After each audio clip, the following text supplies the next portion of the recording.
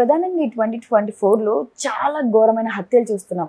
ఉరేసుకోవడం, suicide చేయడం, అందులో భాగంగా అమ్మాయి అబ్బాయిని చంపడం, అబ్బాయి అమ్మాయిని చంపడం, ఇలా చాలా చూస్తున్నాం. అట్లే ఒక హుబ్లీలో ఒక సంఘటన జరిగింది కదా సార్. ఇది అమ్మాయి ప్రేమించడాన్ని అబ్బాయి వచ్చి చంపేశాడు. సో ఎందుకు ఇలాగా ప్రధానంగా వాళ్ళు నో చెప్తే ఇలా అటాక్ చేయడం ఏంటి, ఇలా చంపేయడం ఏంటి, ఆ తల్లిదండ్రులు కడుపుకోత పెట్టడం ఏంటి, దాని గురించి మీ మాటల్లో? నిన్న హుబ్బల్లి అని కర్ణాటక, హుబ్లీ అంటారు దాన్ని, కన్నడలో హుబ్బల్లి అంటారు. హుబ్బల్లిలో బీవీబీ కాలేజ్ అనే ఒక కాలేజ్ ఉంది. అది ఇంజనీరింగ్ కాలేజీ. ఆ కాలేజీలో మన ఫుటేజ్ చూశాను నేను, సీసీటీవీ. ఆ కాలేజీలో మధ్యాహ్నం ఆ టైంలో పిల్లలంతా బయట అటు ఇటు తిరుగుతూనే ఉన్నారు. సడన్గా లాంగ్ షాట్లో ఉంది కెమెరా. సడన్గా ఒక అబ్బాయి ఒక అమ్మాయిని ఇలా నెట్టుకుంటూ వచ్చాడు. ఆ అమ్మాయి ఏదో మాట్లాడుతుంది. సడన్గా అతను కత్తితో పొడిచాడు. అమ్మాయి కింద పడిపోయింది. పొడుస్తూనే ఉన్నాడు. అందరూ దూరంగా ఉండి అలా షాక్ అయి చూస్తున్నారు. పొడిచేసి అబ్బాయి పారిపోయినాక వీళ్ళు అప్పుడు వెళ్ళి అమ్మాయిని తీసుకొని హాస్పిటల్కి వెళ్ళారు. బట్ చనిపోయింది. సో ఇది ఒక రకంగా షాక్కి గురి చేసింది కాలేజీలో అందరికీ. ఆ ప్రిన్సిపాల్ వాళ్ళందరూ కూడా షాక్కి గురయ్యారు. సో అసలు ఏం జరిగింది ఏమన్నప్పుడు, ఈ అమ్మాయి పేరు నేహా హీరేమత్. ఈ అమ్మాయి పేరు. వీళ్ళ నాన్న నిరంజన్ హీరేమత్ అని ఆయన అక్కడ కార్పొరేషన్కి కార్పొరేటర్గా ఉన్నాడు, మున్సిపల్ కార్పొరేషన్లో, కాంగ్రెస్ పార్టీ. సో ఇతని పేరు ఫయాజ్. ఇతని పేరు. ఇద్దరికి కూడా 23 ఏళ్ళే. ఈ అమ్మాయి ఎంసీఏ చదువుతుంది. బీసీఏ అయిపోయింది, ఎంసీఏ చదువుతుంది, ఫస్ట్ ఇయర్. ఈ అబ్బాయి ఎవరు అంటే గతంలో బీసీఏలో క్లాస్మేట్, ఈ అమ్మాయికి బ్యాచ్మేటు. దాని తర్వాత అతను డ్రాప్ అవుట్ అయిపోయాడు. అతన్ని పోలీసులు అరెస్ట్ చేశారు. అతనికి కూడా గాయాలైనాయి. కత్తితో పొడిచేటప్పుడు అతనికి కూడా ఇబ్బంది అయింది. సో అతనికి ట్రీట్మెంట్ ఇచ్చినాక పోలీసులు అతన్ని ఇంట్రాగేట్ చేసినప్పుడు అతను ఏం చెప్పాడంటే, నేను ఈ అమ్మాయిని లవ్ చేశాను, అమ్మాయి కూడా నన్ను లవ్ చేసినప్పుడు ఆ తర్వాత అమ్మాయి నన్ను దూరం పెట్టేసింది. అది నేను భరించలేకపోయాను. చాలాసార్లు అడిగాను. ఆ అమ్మాయి చాలా ఫర్మ్గా నన్ను పక్కన పెట్టేసింది. దాంతో నేను హర్ట్ అయ్యాను. నేనేం చేయాలో తెలియదు. ఆ అమ్మాయి లేకుండా నేను బతకలేను. అందుకని నేను చంపేశాను అనేది పోలీసులకు చెప్పాడు. వాళ్ళ ఇంట్లో వాళ్ళు మాట్లాడితే, వాళ్ళ ఇంట్లో వాళ్ళు ఈ విషయాల్లో మాకేవి తెలియదు, మా అమ్మాయిని మాకు ఎప్పుడు చెప్పలేదు అని చెప్పారు. కాలేజీలో కూడా ఈ విషయాలు మాకు తెలియవని కాలేజీ యాజమాన్యం కావచ్చు, ప్రిన్సిపాల్ వాళ్ళు చెప్తున్నారు. ఇది జరిగింది. అయితే దీంట్లో మనకేందంటే మీడియాలో వచ్చే ఇన్ఫర్మేషన్ సమగ్రంగా ఎప్పుడు ఉండదు. ఎందుకంటే ఇప్పుడు ఇవాళ ఉన్న మీడియా ఏ విషయాన్నైనా కూడా 360 degrees అంటారు. ఆ 360 degreeలో ప్రజెంట్ చేయదు న్యూస్ని. అంటే ఆ అబ్బాయి వాళ్ళ ఫ్యామిలీతో మాట్లాడడం, ఆ అబ్బాయి వాళ్ళ ఫ్రెండ్స్తో మాట్లాడడం, ఈ అమ్మాయి వాళ్ళ ఫ్రెండ్స్తో మాట్లాడడం, ఇవన్నీ టైం పడుతుంది. ఎవరు కూడా ఇప్పుడు అంత ఓపిక ఏ మీడియాకి కూడా లేదు. ఒకప్పుడు ప్రింట్ మీడియాలో ఇలాంటివి ఉండేది. ఇన్వెస్టిగేటివ్ జర్నలిజం అనేవాళ్ళు దాన్ని. ఇవాళ ఇన్వెస్టిగేటివ్ జర్నలిజం అనేది లేదు. కాబట్టి మనం దీంట్లో సమగ్ర సమాచారం లేదు ఈ కేసుకు సంబంధించి. నిజంగానే అమ్మాయి లవ్ చేసిందా, లేకపోతే వీడే వన్ వేనా, వీడు లవ్ చేస్తుంటే అమ్మాయి రిజెక్ట్ చేస్తుందా, దానివల్ల కూడా చంపేస్తాడా, లేదు ఈ అమ్మాయి కూడా లవ్ చేసి మధ్యలో ఇంకా నాకు ఇంట్రెస్ట్ లేదని వదిలేసిందా, వదిలేస్తే కూడా తట్టుకోలేకుండా చేశాడా, ఏదే తెలియదు. ఏదేమైనా లీగల్గా తీసుకున్నప్పుడు కారణం ఏదైనా హత్య వాడు ప్లాన్డ్గానే కత్తి తీసుకొని వచ్చాడంటే ప్లాన్డ్గానే చంపాలని వచ్చాడు, ఇంటెన్షన్తో వచ్చాడు. మోటివ్ కూడా ఉంది. ఏ రకమైన మోటివ్ అయినా కూడా చంపాలనే ఇదైతే ఉంది. కాబట్టి అతనికి ఖచ్చితంగా లీగల్గా అతను హంతకుడుగానే గుర్తించి శిక్ష పడుతుంది. ఎందుకంటే సీసీటీవీ ఉంది, చూస్తున్న ఐ విట్నెస్ ఉన్నారు. ఖచ్చితంగా అతనికి మరణశిక్ష కానీ లేదా లైఫ్ ఇంప్రిజన్మెంట్ కానీ పడుతుంది. అయితే అది లీగల్గా. అయితే మనం ఈ కేసుని, ఇలాంటి కేసులను అనేకం వస్తున్నాయి. దీన్ని సైకలాజికల్గా ఎలా అర్థం చేసుకోవాలి, సమాజపరంగా ఎలా అర్థం చేసుకోవాలి, దీని నుంచి ఎక్కువగా అమ్మాయిలు బలవుతున్నారు కాబట్టి అమ్మాయిలు ఎలాంటి ప్రికాషన్స్ తీసుకోవాలి, ఇలాంటి వాళ్ళ నుంచి ఎలా తాము రక్షించుకోవాలి, ఈ విషయాలు మాట్లాడుకోవడం ఉపయోగకరంగా ఉంటుంది. సో ఇక్కడ బేసిక్గా దీంట్లో అనేక కోణాలు ఉన్నాయి. మనం ఆల్రెడీ ఇట్లాంటివి అనేకం జరిగాయి కాబట్టి ఇది వరల్డ్ వైడ్గా, ఇది మన దేశంలో జరిగిన ఇదే కాదు, world wide. Germany for example, Australia, జర్మనీలో కూడా చాలా జరుగుతున్నాయని ఈ మధ్య నేను చదివాను రిపోర్టు. అంటే ఎక్కువగా అమ్మాయిలు రిజెక్ట్ చేస్తే తట్టుకోలేకుండా హత్యలు చేసే సంఘటనలు ఎక్కువ ఉన్నాయి.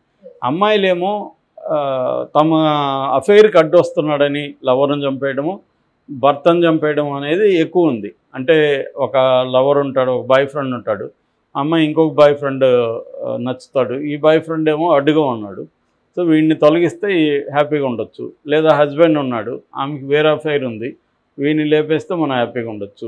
ఈ యాంగిల్లో అమ్మాయిలు అబ్బాయిల్ని చంపడం అనేది పెరిగింది నిజానికి. బట్ కంపారేటివ్లీ అంటే అబ్బాయిలు అమ్మాయిలను చంపేదానికి, అమ్మాయిలు అబ్బాయిని చంపేదానికి చూసినప్పుడు కంపారేటివ్లీ ఇప్పటికీ ప్రిడామినెంట్గా అబ్బాయిలే అమ్మాయిల్ని చంపిన కేసులే ఎక్కువ ఉంటున్నాయన్నమాట. సో మనం గూగుల్లో సెర్చ్ చేసినా కూడా ఈ డేటా అసలు రానే రాదు. అమ్మాయి ఫిమేల్ కిల్లర్స్, ఫిమేల్ మర్డర్స్ అని కొడితే విమెన్ మీద హింసకు సంబంధించిన వస్తాయి తప్ప డేటా. ఎందుకంటే ఇది ఇంకా ప్రాపర్గా అకౌంటబుల్ కావట్లేదు. ఈవెన్ ఎన్సిఆర్బి అని ఉంది మన ఇండియాలో, నేషనల్ క్రైమ్ రికార్డ్స్ బ్యూరో, అందులో కూడా డేటా తీసుకునేటప్పుడు ఈ క్రైటీరియా లేదు. అమ్మాయిలు చేస్తున్న హత్యలకు సపరేట్ ఎంట్రీ కానీ ఏమి లేదు వాళ్ళ దగ్గర. సో మేబీ కొంతకాలం తర్వాత వాళ్ళు కూడా ఆ పద్ధతిలో కూడా కలెక్ట్ చేయొచ్చు. సరే, ఏదేమైనా డేటా పక్కన పెడితే ఎందుకు అబ్బాయిలు ఇలా చేస్తున్నారు, ఎందుకు అమ్మాయిల్ని రిజెక్షన్ని కానీ లేకపోతే వాళ్ళని వదిలేసినా కానీ ఎందుకు తట్టుకోలేకపోతున్నారు అనేది సైకాలజికల్గా చూసినప్పుడు ఎక్కువ భాగం ఏంటంటే దీంట్లో 2-3 కోణాలు ఉన్నాయి. ఒకటి ఫేజ్ అండ్ లవ్ అంటారు. ఫేజ్ అండ్ లవ్ అంటే ఆ అమ్మాయితో వీడు అసోసియేట్ అయిపోతాడు. అమ్మాయి దీన్ని డిపెండింగ్ పర్సనాలిటీ అనమాట. అంటే వాడు డిపెండ్ అయిపోతాడు ఎమోషనల్గా. డిపెండ్ అయిపోయినప్పుడు ఆ అమ్మాయి కాదంటే ఇతను తట్టుకోలేడు. సో ఇతను పిచ్చివాడైపోవడము, లేకపోతే సూసైడ్ చేసుకోవడము, లేకపోతే ఆ అమ్మాయిని చంపేయడము చేస్తారనమాట. ఒక రకంగా ఇది మెంటల్ డిజార్డర్లకి వెళ్ళిపోతారు ఇలాంటి వాళ్ళు. సో అలాంటప్పుడు అమ్మాయిలు ఏం చేయాలంటే కొంత అబ్జర్వ్ చేయాలి, వీడు ఎట్లా ఉన్నాడు, ఏంటి బిహేవియర్ ఏంటి. నువ్వు సింపుల్గా అతను నరాశ చేస్తున్నాడు కాబట్టి దూరం పెట్టేయడం అనేది చాలామంది ఫెమినిస్టులు కావచ్చు మిగతా వాళ్ళు నేర్పిస్తారు. అవి నీకు నచ్చకపోతే ఫెమినిజం రైట్స్ నుంచి మాత్రం చూస్తే సమస్య సాల్వ్ కాదు. సైకలాజికల్ యాంగిల్లో నుంచి కూడా దీన్ని అర్థం చేసుకోవాలి. ఎందుకంటే ఎప్పుడైనా కూడా మగవాళ్ళని తిట్టడం వరకే పరిమితం అయితే లాభం లేదు కదా. స్త్రీలు దాని నుంచి ఎలా బయటపడాలనేది కూడా ఉండాలి. ప్రివెంటివ్ స్టెప్స్ ఏం తీసుకోవాలనేది తెలియాలన్నప్పుడు ఆ ప్రాబ్లమ్ని డయాగ్నైజ్ చేయడమే ప్రాబ్లమ్ని, అంటే ఆ ప్రాబ్లం గురించి సమగ్రంగా అర్థం చేసుకుంటే కానీ బయటపడలేదు. సో కేవలం మగవాళ్ళని వ్యతిరేకిస్తే సరిపోదు. మగవాళ్ళు లేకుండా స్త్రీలు సపరేట్గా మగవాళ్ళతో సంబంధం లేకుండా బతికే పరిస్థితి లేదు కదా. స్త్రీలకు కూడా మగవాళ్ళు కావాలి, మగవాళ్ళతో ప్రేమ కావాలి, అన్నీ కావాలి కదా. కానీ ఇలాంటి మగవాళ్ళ నుంచి ఎలా రక్షించుకోవాలి అన్నప్పుడు అసలు ఎందుకు చేస్తున్నారన్న విషయాన్ని మనం సమగ్రంగా అర్థం చేసుకోవాలి. సో అందుకని మామూలుగా అయితే విదేశాలు చాలా దేశాల్లో కిల్లర్స్ ప్రొఫైల్స్ తయారు చేస్తారు. అంటే వీడు ఎట్లాంటి వాడు, వీడు మైండ్ సెట్ ఏంటి, సైకలాజికల్ ప్రొఫైలింగ్ అంటారు. మన దేశంలో ఇంకా అది రాలేదు. సైకలాజికల్ ప్రొఫైలింగ్ అవసరం. ఇప్పుడు ఈ అబ్బాయితో సైకాలజిస్టు కొన్ని సెషన్స్ చేసి ఒక ప్రొఫైలింగ్ చేస్తే అలాంటి ప్రొఫైల్స్ ఉంటే దాని నుంచి చాలా విషయాలు నేర్చుకోవచ్చు. అంటే ఎందుకు చేస్తున్నా. ఇది కాకుండా ప్రైవేట్ సంస్థలు కొంత చేస్తున్నాయి దీని మీద సైకలాజికల్ స్టడీస్. సో బేసిక్గా ఇందాక చెప్పిన ఫేజ్ అండ్ లవ్లో ఉంటారు. రెండవది ఏంటంటే వీళ్ళు control, male domination, male control అనేది తరతరాలుగా మనకు అలవాటైపోయింది. ఇవాళ దానికి బ్రేక్ పడింది. ఇవాళ ఇండియాలో చూసుకున్నప్పుడు అమ్మాయిలు కూడా పబ్లిక్ లైఫ్లోకి రావడం, వాళ్ళు జాబ్స్ చేయడం, వాళ్ళకి కూడా ఫైనాన్షియల్ ఇండిపెండెన్స్ రావడం. సో వాళ్ళ అసర్షన్ పెరిగింది, అమ్మాయిల అసర్షన్ పెరిగింది. అవును నా ఇష్టం, నాకు ఇష్టం ఉంటే నీతో ఉంటా లేకపోతే ఉండను, ఇది నా ఇష్టం కదా అన్న అసర్షన్ అమ్మాయిల్లో పెరిగింది. దీన్ని అబ్బాయిలు తట్టుకోలేకపోతున్నారు. అందుకే రిజెక్ట్ చేస్తే ఏం చేస్తారంటే నాకు దక్కంది ఎవరికి దక్కకూడదు అన్న ఒక మూడ్లోకి వెళ్తారు. మన సినిమాల్లో కూడా చాలా చూసాం ఈ నేచర్ని. సినిమాల్లో కూడా దాన్ని గ్లోరిఫై చేయడం, ఆ హీరో పెయిన్ చూపించడం, ఇవి చూపిస్తారు తప్ప ఇంకా జనాల ప్రభావం ఎక్కువ. దానివల్ల ఏమవుతుందంటే దాంతో ఐడెంటిఫై అవుతారు.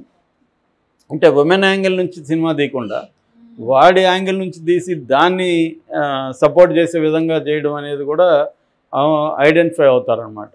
సో దీనివల్ల ప్రాబ్లమ్స్ వస్తున్నాయి. అయితే ఉమెన్ ఏం చేయాలనుకున్నప్పుడు 2 రకాలు ఉన్నాయి. చాలామంది అమ్మాయిలు ఏంటంటే ఫ్రీడమ్ని సరిగ్గా అర్థం చేసుకోవట్లేదు. అంటే ఫ్రీడమ్ అంటే నా ఇష్టం వచ్చినట్టు ఉంటాను, నాకు 10 మంది అబ్బాయిలతో తిరగదాం అనిపిస్తే తిరుగుతాను, నువ్వు కూడా అడగడానికి అన్న మాట్లాడతారు తప్ప దీని ఎఫెక్ట్ ఎలా ఉంటుంది, సైడ్ ఎఫెక్ట్ ఎలా ఉంటుంది, దీనివల్ల కాన్సిక్వెన్సెస్ ఏంటి అంటే ఒక అఫేర్ కావచ్చు, రిలేషన్షిప్లోకి వెళ్ళినా కట్ చేసుకోవచ్చు, లేదా ఒకేసారి మల్టిపుల్ రిలేషన్షిప్స్ అనేవి కూడా బాగా పెరిగినాయి ఇవాళ అబ్బాయిల్లో ఎప్పటి నుంచో ఉంది, ఇవాళ అమ్మాయిల్లో కూడా పెరిగింది. ఓకే ఫైన్, దానివల్ల నేను మోరల్ జడ్జిమెంట్ ఇవ్వట్లేదు, కానీ దానివల్ల వచ్చే కాన్సిక్వెన్సెస్ని అమ్మాయిలు ఆలోచించట్లేదు. అంటే ఇప్పుడు నలుగురితో అఫేర్ పెట్టుకుంటాం, పోనీ నలుగురి దగ్గర ఓపెన్గా ఉంటామా, నాకు నువ్వే కాదు ఇంకొక ఇద్దరితో కూడా అఫేర్ ఉంది, నీకు ఓకే అయితే నాతో ఉండని ఎవరని చెప్తున్నారా, అది చెప్పట్లేదు. ఏం చెప్తున్నారు, నీతోనే ఉన్నాను నేను, నాకు ఇంక వేరే అఫేర్ లేదని చెప్తున్నారు. కానీ మనోడికి డౌట్ ఉంటుంది, ఇంత అందంగా ఉంది, ఇంత డెకరేట్ చేసుకుంటుంది, ఈ అమ్మాయి ఫోన్లలో మాట్లాడుతుంటుంది అని వాడికి డౌట్ ఉంటుంది. ఆ డౌట్తో అతను ఫాలో అవ్వడమో లేకపోతే ఫోన్ హ్యాక్ చేయడమో ఏదో ఒకటి. ఇవాళ అన్ని ఇంటర్నెట్లో అనేక టిప్స్ ఉన్నాయి, ఎట్లా మీ పార్ట్నర్ ఫోన్ని హ్యాక్ చేయాలి ఇవన్నీ. కాబట్టి ఇవాళ కనిపెట్టడం పెద్ద విషయం కాదు. కనిపెట్టినప్పుడు అప్పుడేమవుతుందంటే అవును నాకు ఉన్నాయి, నీకు ఇష్టం ఉండలేదు, అప్పుడు చెప్తుంది అమ్మాయి. అప్పుడు ఇంక నేను దొరికిపోయాం కాబట్టి అప్పుడు అతను హర్ట్ అయిపోతాడు. సో ఇలా సైకలాజికల్గా కూడా ఈ మధ్య అనేక మంది సైకాలజిస్టులు కూడా ఏం చెప్తున్నారంటే ఇలాంటి కేసులు ఎక్కువ వస్తున్నాయి. అంటే అబ్బాయికి అప్పుడు ఏమవుతుందంటే మామూలు రిజెక్షన్ కాదు, అది తనని మోసం చేసి అవమానించి పక్కన పడేసింది అన్న ఒక రిజెక్షన్ లేక అతను కోపంలోకి వెళ్ళిపోతాడు. సో ఇది అమ్మాయి ఆలోచించాలి. అంటే మన రిలేషన్షిప్స్లో కాన్సిక్వెన్సెస్ ఎలాంటివి ఉంటాయి, దానికి నేను రెడీగా ఉన్నానా లేదా. అందుకని ముందుగా ఓపెన్గా ఉండడం, రిలేషన్షిప్స్లో ఆనెస్ట్గా ఉండడం అనేది జరగకపోతే ఈ కాన్సిక్వెన్సెస్ ఫేస్ చేయాల్సి ఉంటుంది. ఎందుకంటే వాళ్ళు సిక్కిగా అయిపోతున్నారు. మనం దానికి కారణమా అనేది చూడాలి. ఇప్పుడు ఈ అమ్మాయి నిజంగా లవ్ చేసి రిజెక్ట్ చేసిందో తెలీదు. లవ్ చేస్తే కంప్లీట్గా వాడు నచ్చకపోయినా ఉండాలనేది నేను కూడా ఉండమని చెప్పట్లేదు, ఎవరు కూడా ఉండలేరు. కానీ అతను కట్ చేసిన తర్వాత అతను బిహేవియర్ ఏంటి, అతను ఎలా ఉన్నాడు అనేది తెలియాలి, ఇంట్లో చెప్పాలి. చాలామంది ఇంట్లో కూడా చెప్పరు, తమ రిలేషన్షిప్స్ని ఎవరికి చెప్పరు, దాన్ని ఫ్రీడమ్ అనుకుంటారు వాళ్ళు. This is not freedom. Freedom అంటే అబ్సల్యూట్గా ఏముండదు. ఫ్రీడమ్ కాన్సిక్వెన్సెస్ కూడా ఉంటాయి. అప్పుడు ఏడ్చి లాభం లేదు కదా. ముందుగానే మనం చెప్పాలి, నాకు ఇట్లా ఒక అబ్బాయితో రిలేషన్షిప్ ఉంది, ఆ అబ్బాయి నేను రిజెక్ట్ చేశాను, ఆ అబ్బాయి ఇట్లా ఉన్నాడు అనేది ఇంట్లో వాళ్ళకి చెప్పడం, కాలేజీలో అదే చెప్పడం, ఇవన్నీ చేయాలి. ఎందుకంటే కిల్లర్స్ సడన్గా వచ్చి కిల్ చేసేవాడు. ఆల్రెడీ సిగ్నల్స్ ఉంటాయి, వాడు రావడం, వాడు మాట్లాడడం, వాడు బిహేవియరు ఇవన్నీ తెలుస్తూ ఉంటాయి.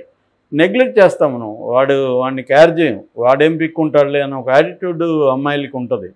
సో దీన్ని ముందుగానే జాగ్రత్త వహించాలి. మనం ఒక రిలేషన్షిప్లోకి ఎంటర్ అవుతున్నామంటే దీని కాన్సిక్వెన్సెస్ని కూడా మనం రెడీగా ఉందామా లేదా అని ఎంటర్ అవ్వాలి తప్ప ఎమోషనల్గానో లేకపోతే ఫిజికల్ కోరికల కోసం ఎంటర్ అయిపోయినాక ఎవరితో అంటే వాళ్ళతో ఎంటర్ అయిపోతే వాడి బ్యాక్గ్రౌండ్ ఏంటి, వాడి మైండ్ మెచ్యూరిటీ ఏంటి, వీడు ఎట్లాంటి వాడు.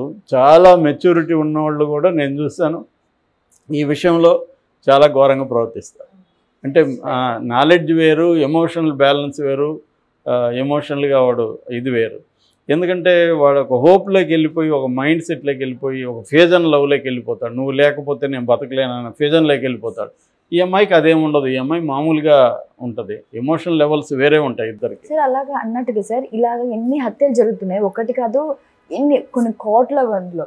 సరే ఒక్కగా వీళ్ళకి అంటే వాళ్ళని కూడా ఉరి వేయడమా, లేకపోతే వాళ్ళకి ఏదైనా కఠిన శిక్షలు పడుతున్నాయి, మళ్ళీ బెయిల్ ఇస్తారు కదా, బెయిల్ వస్తాయి కానీ శిక్షలు కూడా పడుతున్నాయి. బట్ కన్విక్షన్ రేట్ తక్కువ, అది కూడా ఉంది, ఆ యాంగిల్ కూడా ఉంది. ఎందుకంటే మన దేశంలో 5 కోట్ల కేసులు పెండింగ్లో ఉన్నాయి. ఒక్క సుప్రీంకోర్టులోనే 55,000 కేసులు పెండింగ్లో ఉన్నాయి. కాబట్టి లీగల్ సిస్టమ్స్ ఇవన్నీ అడ్వాన్స్ అవుతాయి కానీ తగినన్ని కోర్టులు రావాలి, పరిష్కరించే పద్ధతులు మారాలి, టెక్నాలజీ రావాలి, ఇవన్నీ వస్తే కానీ అది జరగదు. రెండోది ఏంటంటే ఇటువంటి హత్యలు చేసేవాళ్ళు ఇవన్నీ ఆలోచించారు, ఎక్కువగా ఎమోషనల్గా చేస్తారు. కాబట్టి వాడికి శిక్ష పడుతుందా లేదా అవన్నీ థింక్ చేయడు, వాడు కూడా ఇంపల్సివ్గానే ఉంటాయి. అందుకని కౌన్సిలింగ్లు అవసరం. అటువంటి అబ్బాయిలు కాలేజీల్లో కూడా సైకాలజిస్టులను పెట్టడం, కౌన్సిల్ చేయడం అవసరం. పేరెంట్స్ కూడా తమ గర్ల్స్ ఎలా ఉన్నారు ఏంటి చూసుకోవడం. పేరెంట్స్ ఏంటంటే ఇంట్లో డబ్బులు ఇస్తే పేరెంట్స్ కూడా అమ్మాయిని కంట్రోల్ చేయడం మానేస్తారు, గిఫ్ట్లు ఇవ్వడము, వాళ్ళకి టీవీలు కొనివ్వడము ఇలాగా. సో ఇవన్నీ ఈ చేంజెస్, ఈ మన సమాజం అనేక విషయాల్లో చేంజ్ అవుతుంది కల్చరల్గా.